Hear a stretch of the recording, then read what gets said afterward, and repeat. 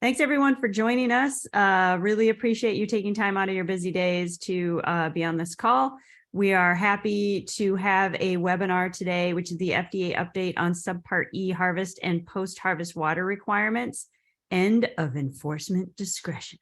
Feel like we need a little bit of boom, boom, boom, boom. This is educators call number 64. Oh, hang on one second. Okay. So all participants are muted. There will be time for questions and discussion at the end of the meeting. I think we're going to try and hold all questions to the end. Feel free to put things in the chat box and we'll be monitoring that as well. This session will be recorded and the presentations will be shared via our listserv and on our website.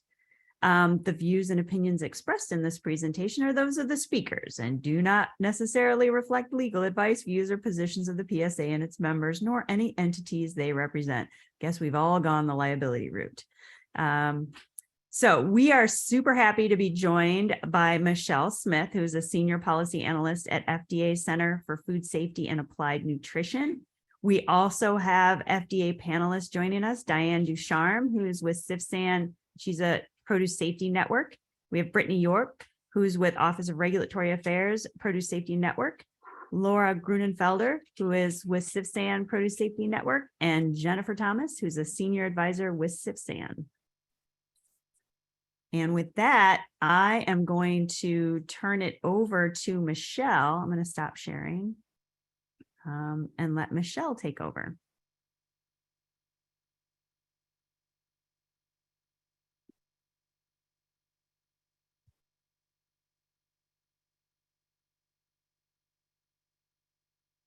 And good afternoon. Just give me a minute to get everything set up here. Thanks, Betsy, for the introduction, and thank everyone for the opportunity to share with you a little bit of information about what the compliance with Subpart E requirements for harvest and post-harvest ag water will represent going forward. So what I'd like to do today is cover a little bit about where we are now and how we got here, compliance dates and our inspectional approach that we intend to follow, what the existing requirements are for ag water used at and after harvest, and I'm a slow typist, so I use the shorthand H/PH instead of typing out harvest, post-harvest. And at an earlier webinar, someone thought PH stood for public health, and it's related, but that's my shorthand for harvest, post-harvest. I'll talk a little bit about training, education, and outreach, and other resources.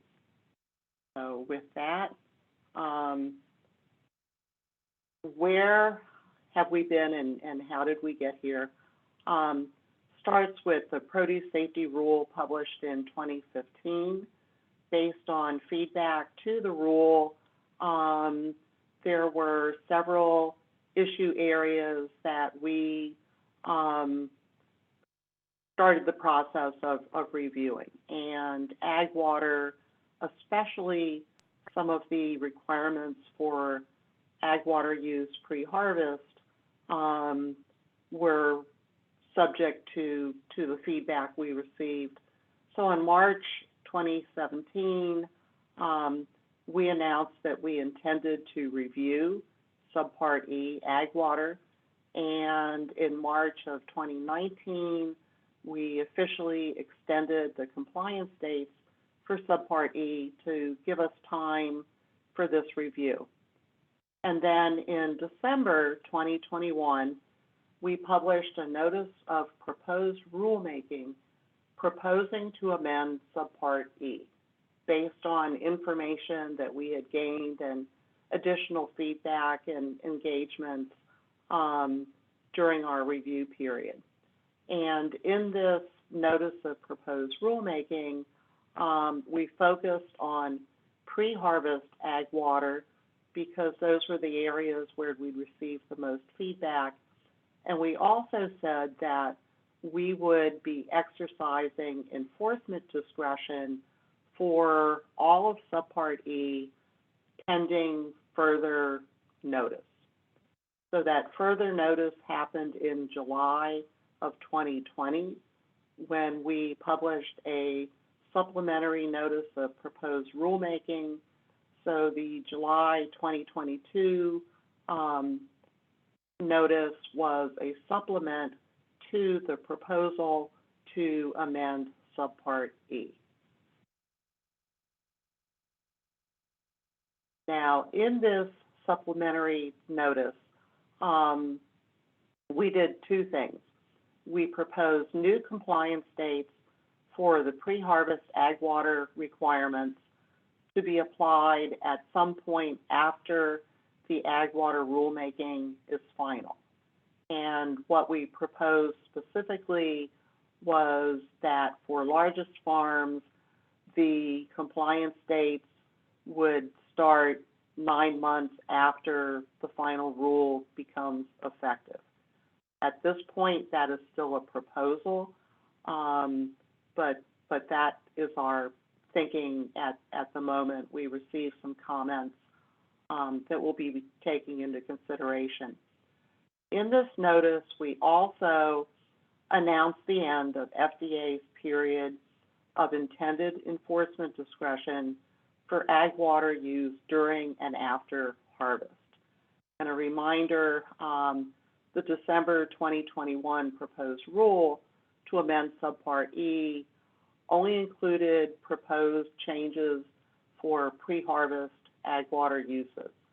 We did not propose substantive changes to water use at and after harvest. So this slide shows the compliance dates that were in that notice for harvest and post-harvest ag water.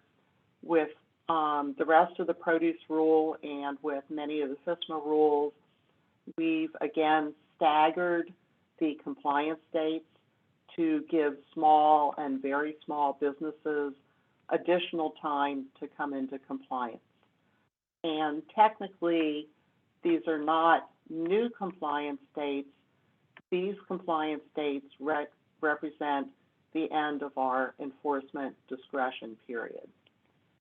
Now, the initial routine inspections for the first year after the enforcement discretion is lifted, FDA and states intend to take an educational approach, ensuring farms are aware of the compliance dates and working closely with partners to prepare the growers for implementing these provisions prior to initiating inspections to verify compliance with harvest and post-harvest requirements in the second year.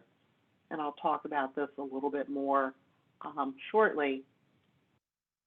But first, before jumping into what the requirements are for harvest and post-harvest water, I wanted to take a step back for a minute and just remind folks about the definition of ag water and its applicability.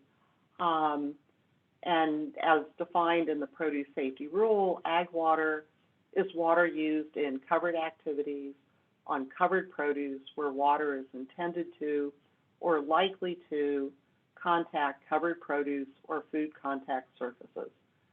Ag water includes water used for hand washing.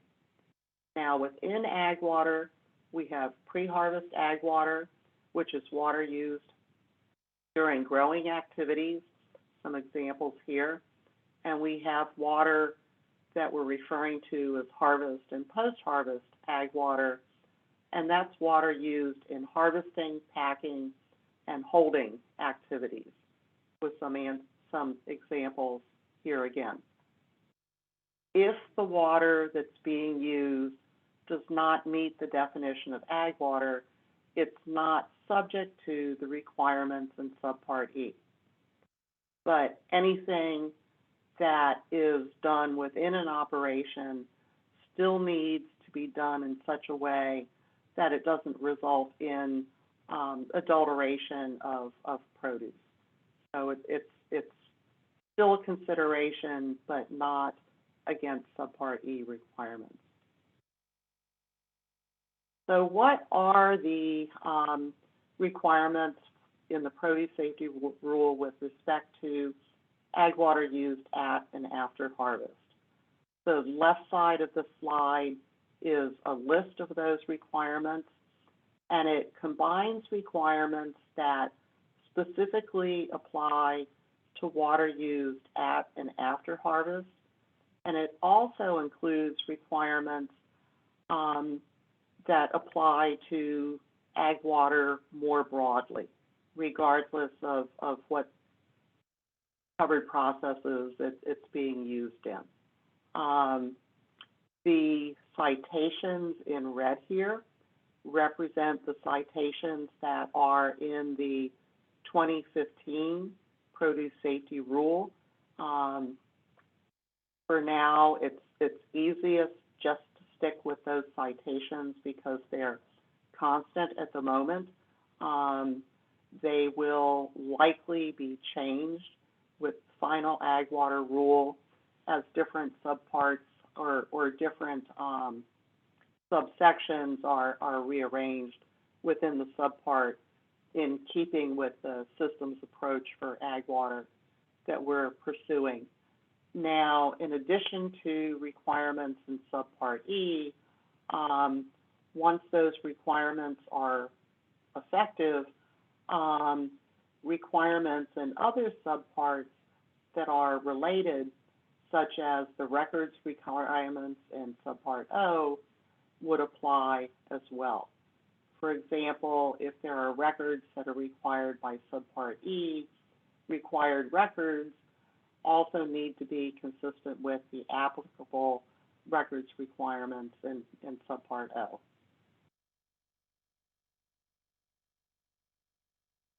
Now, looking at those requirements maybe one at a time here, the first category would be water quality standard requirements.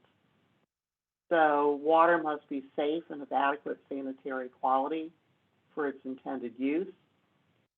For ag water used at and after harvest, the microbial criterion is no detectable generic E. coli per 100 ml of ag water.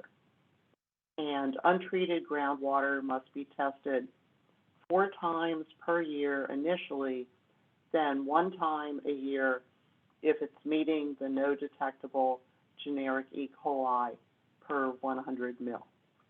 And regardless of a farm's compliance dates, all farms should be familiar with their water sources and are required to provide reasonable assurances that produce is not adulterated under Section 402 of the Food, Drug, and Cosmetic Act. There's also a requirement for water systems inspection and maintenance. Farms are required to do inspections at least annually on systems that are under their control. Now, this is separate from the ag water assessment requirement in the proposed rule for pre-harvest water. The purpose of this inspection is to identify and correct any conditions that may introduce hazards into the water. And then based on the outcome of the inspection, to conduct maintenance as needed going forward.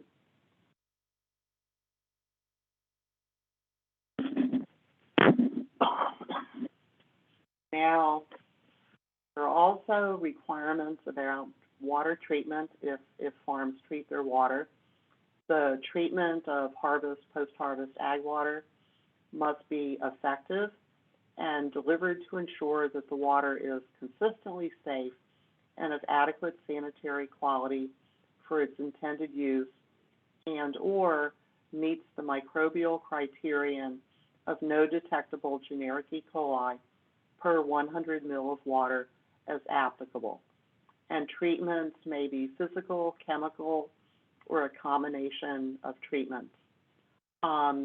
There's also a requirement that the treatment must be monitored at an adequate frequency. And some folks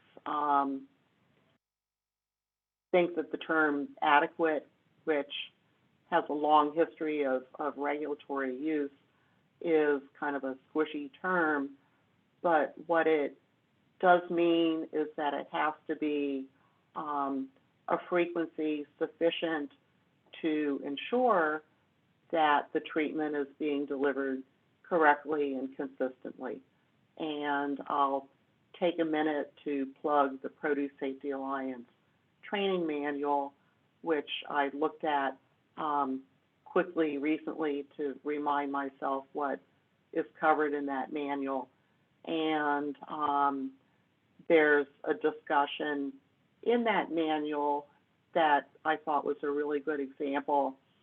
If you're using a treatment that begins to fluctuate in efficacy 30 minutes into the process, then monitoring that treatment once every 2 hours may not be an adequate frequency.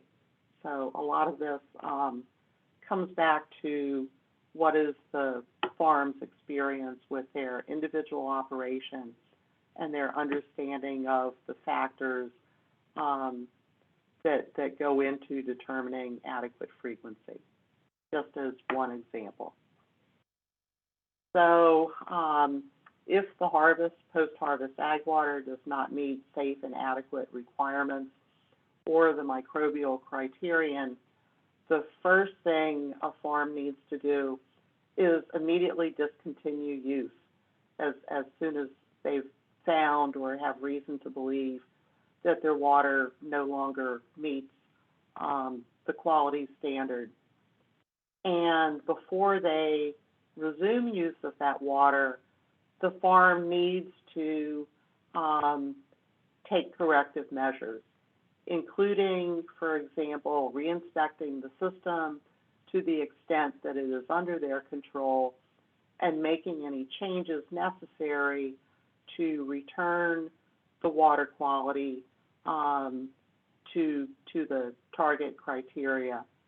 Or they need to treat the water to ensure that it's of adequate sanitary quality for its intended use and or meets the micro criterion under treatment provisions. With respect to testing ag water, testing is not required for post-harvest ag water if it is sourced from a public water system that meets certain requirements, or if it's sourced from a public water supply that meets the microbial criterion of no detectable generic E. coli, or if it's treated in accordance with the requirements of 112.43. Now, a note here, there are phrases public water system and public water supply that may vary by region and vary by the authorities for that water system. The important, and in addition, some public systems may supply other types of water for other uses, but the quality does not meet the criteria for ag water used at and after harvest. So the important thing isn't just to look at the word public, but also to take steps to ensure that the quality of that water is consistent with the water quality needs for harvest and post-harvest ag water uses. Now, testing is required, again, if using untreated groundwater during or after harvest.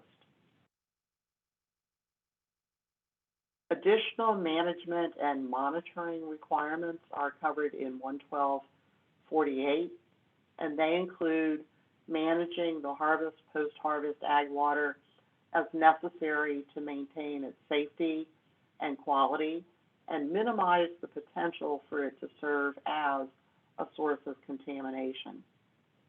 To establish and follow water change schedules for recirculated ag water used at and after harvest, and visually monitor the quality of the water for buildup of organic material, and to maintain and monitor the temperature of water used at and after harvest as appropriate to the commodity and the operation to minimize the potential for infiltration of pathogens into covered produce. And here again, the Produce Safety Alliance Module 5, Part 2 goes into additional explanations and descriptions of what compliance might look like for these management and monitoring requirements. So this is a checklist of the records that are required in Subpart E for harvest and post-harvest water use. For example, findings of the ag water systems inspection, analytical test results, if any, documentation from public water systems, such as certificates of compliance, if the farm is relying on those, are just a few of the required records in Subpart E. And again, if there are records that are required of a farm, then those records must also be in compliance with the requirements of Subpart O that would apply to that type of record. Now, the next two slides are going to provide an overview of the inspectional approach that we intend to follow. And for pre-harvest ag water, which is still subject to rulemaking, it's only proposed, we're using enforcement discretion that will continue until some point after it's final. There is no change to the inspectional approach that we've been following. We have instructed inspectors and investigators not to evaluate pre-harvest ag water against Subpart E because those requirements do not yet apply. What we are saying is that they should still look at water systems and uses and evaluate activities and conditions for potential adulteration. And if issues are seen and if they're cited, the evaluation would be based on Section 402 of the Food, Drug, and Cosmetic Act with respect to adulteration, or the general requirement in 112.11, where reasonable actions to make sure produce is not adulterated is covered. Now, our recommendation to farms at this point with enforcement discretion for pre-harvest ag water also continues to be to follow good agricultural practices, which are voluntary but recommended practices for minimizing potential for contamination of fresh produce, especially in an open environment. Now, the inspectional approach for harvest and post-harvest ag water, again, we've staggered compliance dates based on size of operation. So the first year of compliance on large farms after enforcement discretion ends, which happened yesterday, January 26th, 2023 through January 25th, 2024 is this first year. We will be focusing on educational engagement, making sure that growers understand the compliance dates and helping growers prepare for implementing these provisions. We will continue to inspect under the produce safety rule, but investigators and inspectors are directed not to inspect against Subpart E requirements except during for-cause inspections. For small and very small farms in this first year, their compliance dates have not yet arrived. So they would also continue to be inspected under the Produce Safety Rule, Part 112, and also not inspected against Subpart E requirements, with the continuation to also provide education related to ag water. Notice for cause inspections would also not cite Subpart E for small and very small, again, because the compliance date has not happened yet for those farms. Now, the mantra for FSMA and the Produce Safety Rule has been educate before and while we regulate. That continues with this ag water initiative. States may provide on-farm readiness reviews, on-farm visits, and technical assistance to farms of any size during this time period. And it is still okay to provide that technical assistance or on-farm readiness reviews or educational farm visits, even if the farm has previously been inspected or previously been part of an OFFR.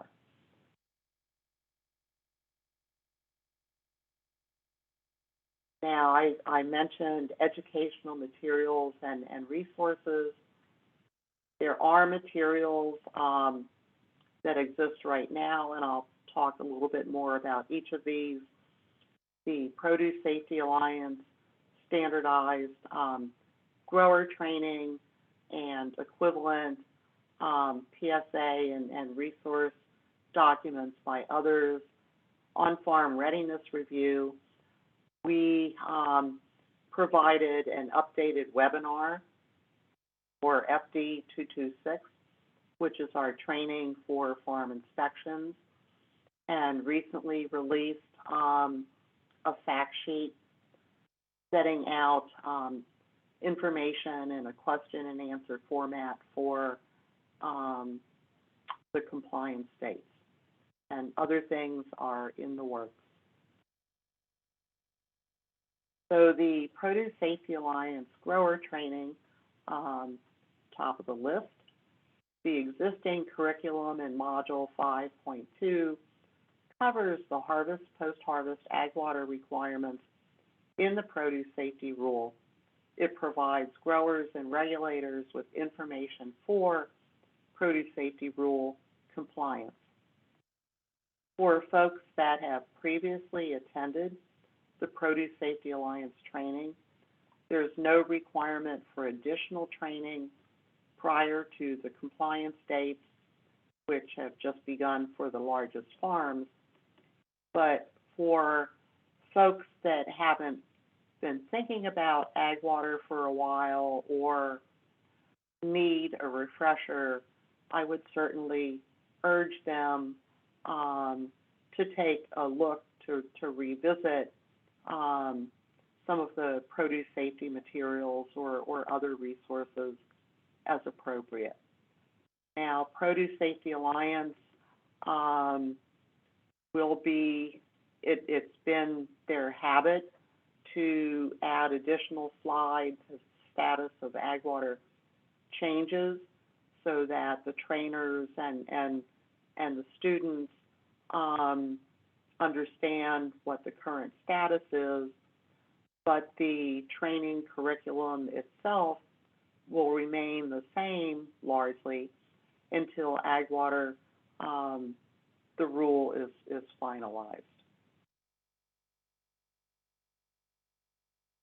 Now, on-farm readiness reviews are another opportunity allowing on-farm technical assistance and hands-on interactions for educational purposes. This slide shows some of the partners that have been involved in on-farm readiness reviews. The materials in the on-farm readiness review manual and other resources are based on the requirements in the produce safety rule for harvest and post-harvest water. So this is an existing resource that could be requested. For produce inspections for regulators, FD 226, if someone has previously received this training, we did offer a webinar on December 7th to provide updates to information in that training, and we also recorded that webinar so that participants that were unable to attend the webinar have access to it on demand. And this webinar covered the rulemaking status, compliance dates, ag water requirements, and inspectional approach that we intend to be following. Now, the fact sheet that published recently was directed to farms, and the produce safety rule covered produce industry. It focused on requirements for harvest and post-harvest ag water, as referenced in the 2015 produce safety rule, with additional information about compliance dates, inspection approach, correction measures to be taken, just a few of the items included. And this was presented in a question and answer format that we hope makes this information more accessible. We're also working on the side to compile questions we hear as this rolls out so that we have additional information and can try to facilitate answering questions in a way that is more consistent and kind of calibrated so that folks can have access to answers that are the same. So, another really great resource, excuse me, is our Produce Safety Network. And this is a link. If you click on this link or Google Produce Safety Network, you can find your Produce Safety Network representative for your state or region. And we also have, in this webinar, Produce Safety Network representatives from FSMA and from ORA to help answer questions when we get to that part, which will be soon. And finally, some web pages and other resources, the links here, the Federal Register notice for the final produce safety rule, our proposal for ag water, specifically recommending changes for pre-harvest ag water, the FDA proposed compliance date document, and most recently, the fact sheet. So with that, I will wrap up and be ready for questions and answers. Thanks, Michelle. That was very good. There have been a lot of questions coming into the chat box. So I think the way to go will be just to go in order. And we can put them out for the panel. And if there's any questions beyond that, the first question came from Karen. If you're using municipal water and are alerted to a boil order, do you need to record the boil order and your actions during that time? Wash was delayed, treatment was used, etc. Okay.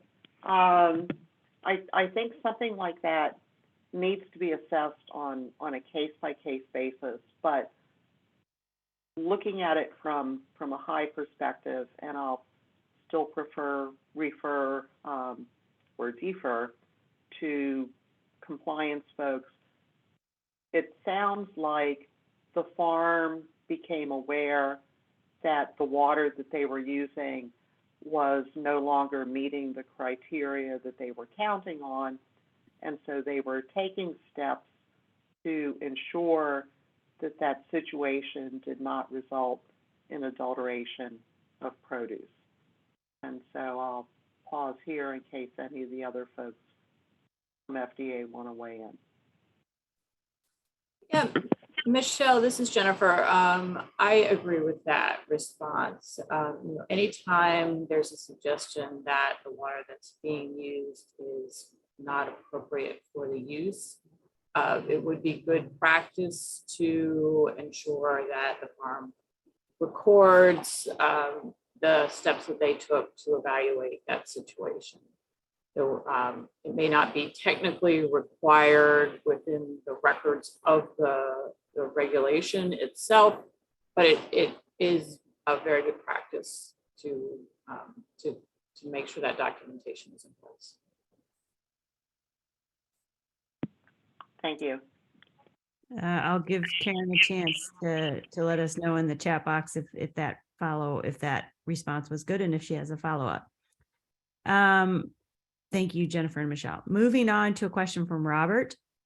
Does water testing for untreated groundwater still follow 112.44B1 and 2, or can the water testing follow the GAPS requirements?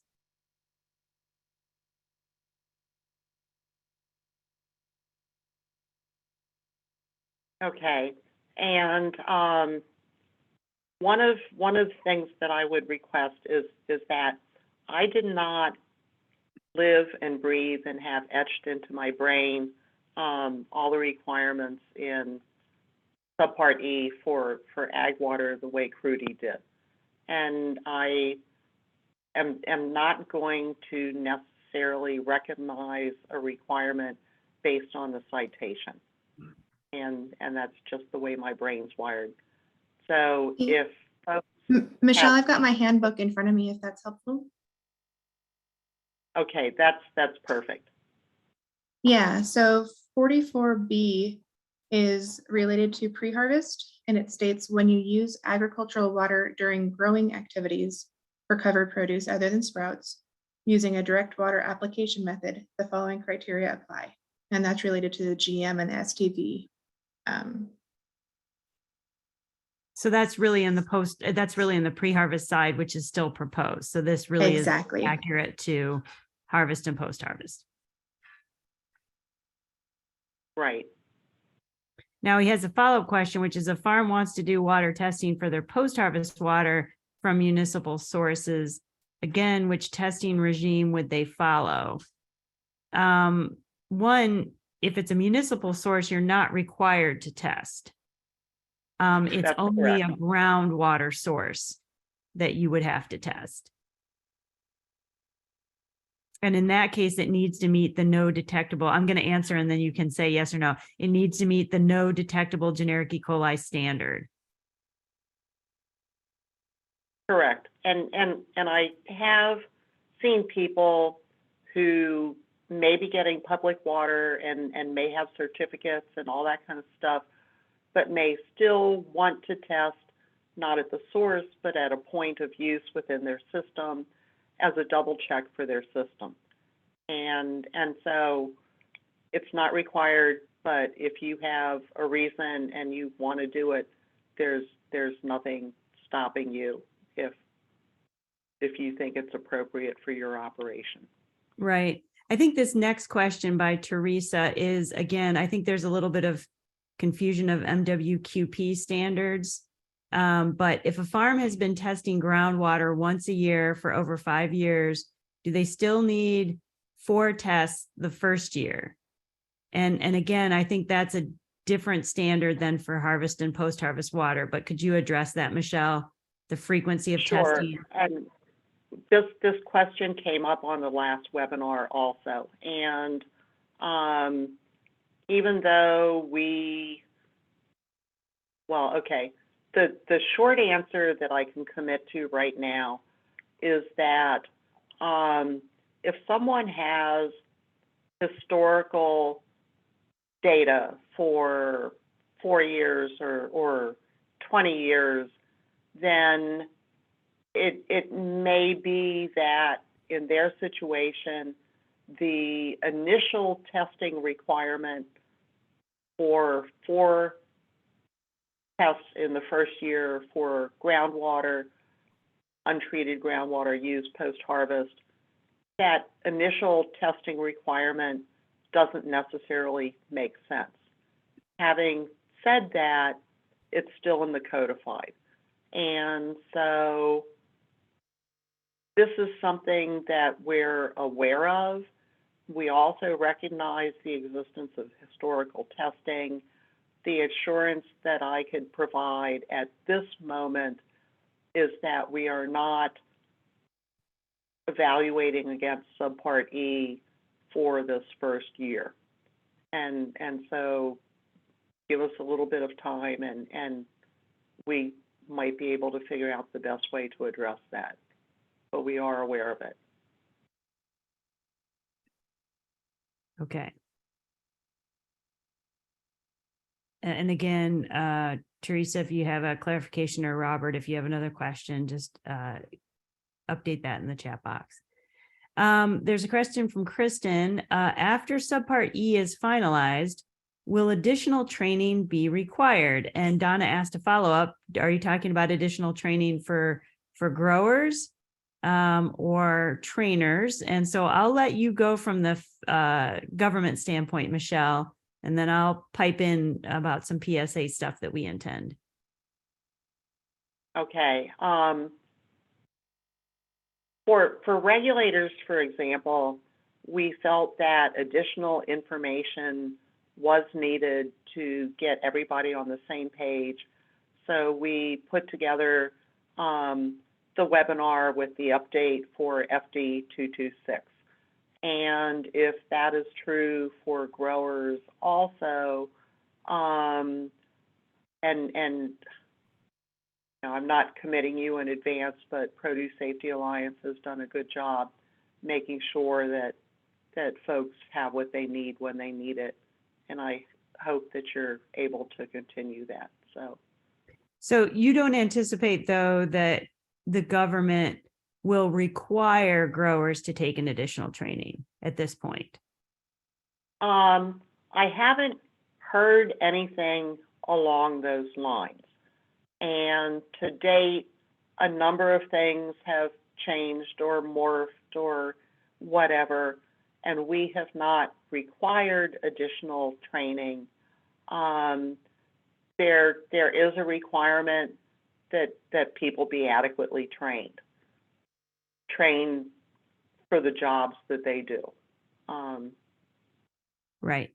So from a PSA perspective on this one, and I know this isn't really the focus, but we intend to create a training for growers to update them on whatever new subpart E is. So if growers have taken the training in the past, we will alert them and develop a training for them so that they know what new subpart E is. It seems likely to me we will require trainers to be updated on the subpart E. So because we can essentially tell trainers, I think we will have a required training for trainers so that they are actually up on what the new subpart E says.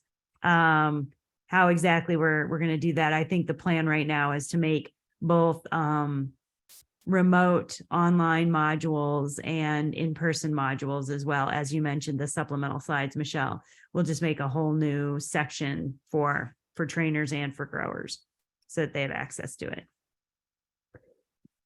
Okay, there is a question, Michelle. So for clarity, this is from Mike. So for clarity, prior discussions on ag water will be subject to compliance with the standards that will now be in effect for large farms as of 1/26/23.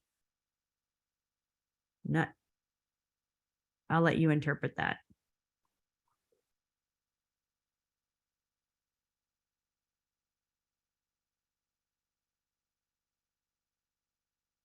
And Mike also asks similar questions in the Q&A box about whether the post-harvest requirements have changed at all, and just confirmation about when are farms expected to comply.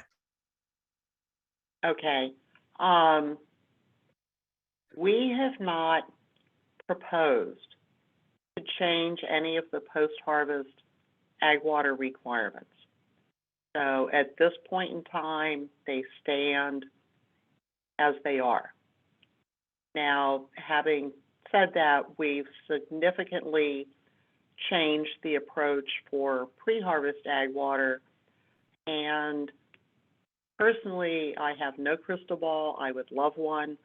But I think time will tell to what extent post-harvest ag water requirements that were made in the way they were made in the context of the whole ag water rule, including pre-harvest and the emphasis that we originally had there. And I won't say that we'll revisit them in the same way as pre-harvest ag water, but we may need to provide additional guidance on how it best fits in the systems approach when we ultimately have one and put both halves back together again, et cetera. So again, that's not really an answer. My crystal ball says there may be some other tweaks here and there. Hopefully we don't need to get into rulemaking to deal with them. So Michelle, is that related to how many tests you think, or the frequency of testing? Is that the kind of stuff you're talking about? Well, I think that the best example now is that the establishment of a microbial water quality profile for groundwater that's untreated use post-harvest doesn't necessarily take into consideration that so much time has passed and a lot of people maybe have been testing and have historical data. So how do we, reconcile what the requirement is versus, where some industry components may be now. Okay. So Mike asked this question. I have an upcoming training that will likely include large growers that will be impacted. I think he means for the new rule. Do I just say that testing is a good idea? New standards may change. It's confusing. I'll let you take a stab at. I think it's important to recognize what's being. I'm going to say this out first, and then you can chime in, Michelle. I think it's important to recognize what is happening right now. Implementation is really for the harvest and the post-harvest, right? There is testing required there if you're using untreated groundwater, make sure they're testing if they're using untreated groundwater. That's to me is clear. Do you agree with that, Michelle? I agree with that. I think when it comes to testing of surface water, what I've been telling for pre-harvest, what I've been telling growers is whether or not the rule requires it moving forward, it is always good to test because you don't know quality of that water unless you're testing. So I've been encouraging people to test, even though it's not required when we talk about it in a PSA training, because that's the best way to know quality. But I make it clear that it's not required of them, right? The MWQP is not required. Nothing is required in terms of testing at this point. How do you feel about that, Michelle? Right.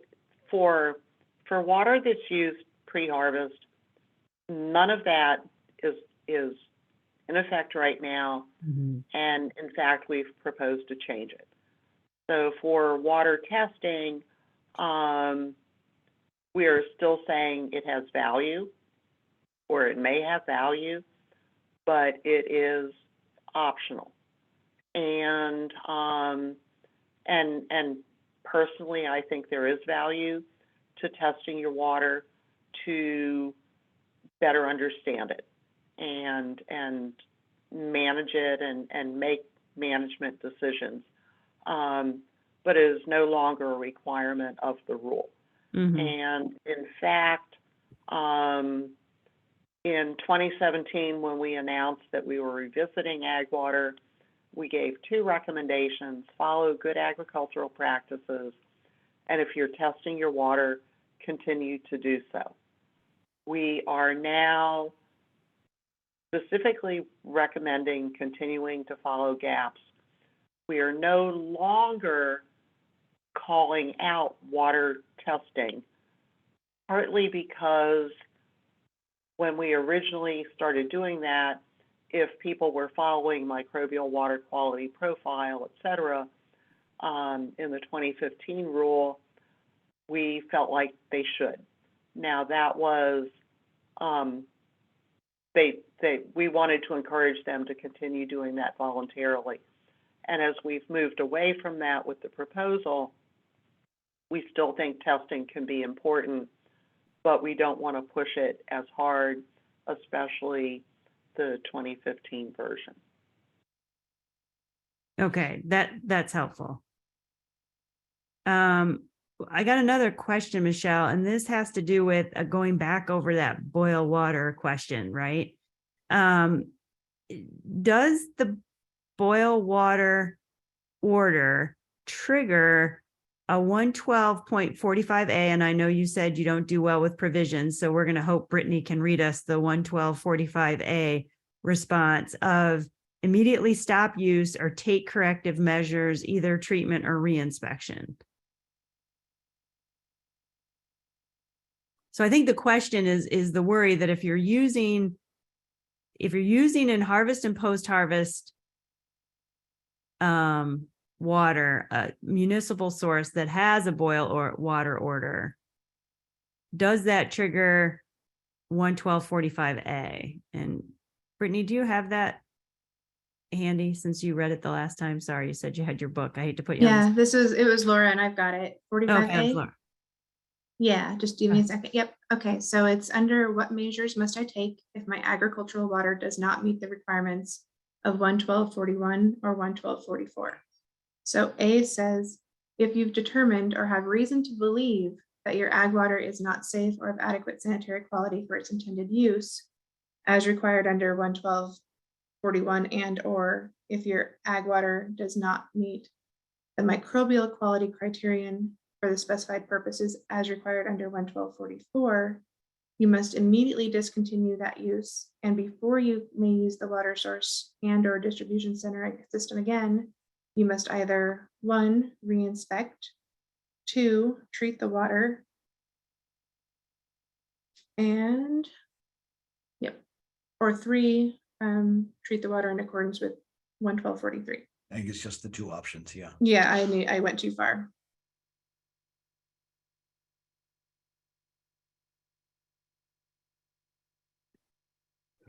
And if the compliance side of the house wants to weigh in here, I would give you guys first shot.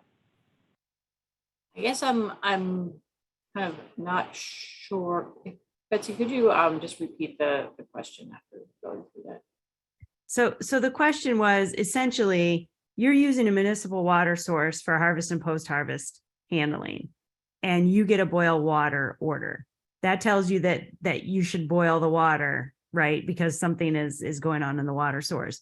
And the question was, does that trigger the 11245A response, immediately stop use or take a corrective measure, either treatment or reinspect or something like that?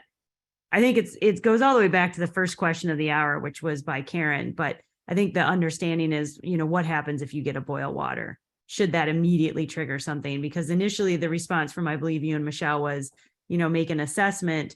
And I think somebody's saying, should the boil water trigger the 11245A? If I can clarify further, the Sure, you can. Yeah. 11245A says, if you have reason to believe that your agricultural water does not meet the microbial criterion of no detect. So does a boil water necessarily give you that reason to believe that you're not meeting? And if so, then those corrective measures would be triggered. I think, I'm going to have to rely on my subject matter experts in DPS, Michelle, to be able to answer that question, or maybe Laura. I don't know if you have a perspective on that. Yeah, I think what Michelle said in the beginning, that you need to do an assessment, is appropriate, because there may be different reasons for the boil the water note. And so understanding what that specific concern is, and if it's related to the safety of the produce, and if that water no longer meets those specific requirements, then yeah, you should look at 11245 and evaluate the water, assess if it's still appropriate for use, and if not, treat it and or use an alternative source.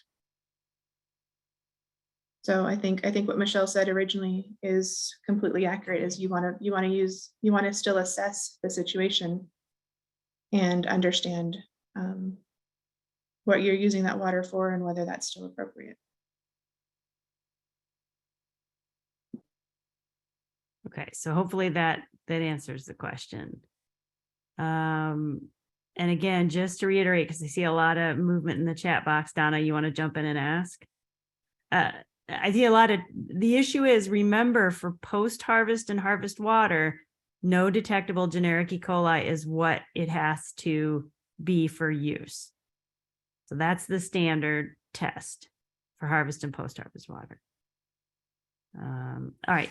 So we are almost at the end of the hour. So first I want to thank everybody for, I want to thank Michelle for the presentation. And I'm sorry I called Laura Brittany. Sorry, it's what it says on the login. So I apologize for that. I'm going to share screen here again and wrap this up at the end here. I'm going to share screen, and I'm going to go here, and then I'm going to hopefully do this, and all will be right with the world. So the next educators call, PSA is hosting an educators call series on post-harvest water to highlight outreach, updated news supporting resources. We've been working on this to try and get some collaboration from other national SMEs. We're looking at a save the date of February 15th. So we will follow up with that once we confirm what we're doing, but we wanted to put that on your radar. Again, we're looking at possibly a series that'll run into March or April, and we're working it out right now. So please go with that and hold that date. I also wanted to let everybody know that, hopefully you guys can't see that, the PSA Advanced Trainer Workshop is February 7th through 9th, 2023 in Lake Alfred, Florida. That is scheduled to close today. That registration link is scheduled to close today. So please register if you are interested in that. Always a good event and a good time to learn a lot of hands-on. This workshop is 3 days and a lot of moving around. So if you're interested in learning about post-harvest water quality and pre-harvest water sampling and sanitation and soil amendments, please join us in Lake Alfred. And please sign up today. As always, I wanted to let you guys know, here's the English and Spanish websites. As you know, we recently went through a move to a different platform. So if you're used to using the website, go in there and change the bookmarks so that you're sure to get to the right place. And also wanted to highlight that you can find us on social media. So please look us up and join us on those social media platforms. With that, I want to thank everybody for your time, the great questions. Thank you so much for putting stuff into the chat. Special thanks to Michelle for her great presentation and her FDA colleagues who joined us and helped with those questions. Really appreciate you, Jennifer, Laura, Brittany, and Diane. And if there's anything else, I'll pause here and see if anybody on the PSA team wants to jump in. There was one comment from Joey, whether this is different from the CAP safety inspection work planning webinar, and this would be a different thing, Joey. Yeah, so just so you're all aware, we're working on a lot of educational materials and a lot of outreach around harvest and post-harvest. We're also starting to gear up for some pre-harvest work as well, even though that rule is not final, but lots of work to be done to get everybody where they need to be for these inspections. All right. Just want to thank the PSA team, Donna, Don, the rest of the PSA team for joining and for all the hard work that's been going into stuff we're doing. With that, happy Friday, everyone. Thanks for staying 3 minutes over. Be well. Thank you. Bye. Bye.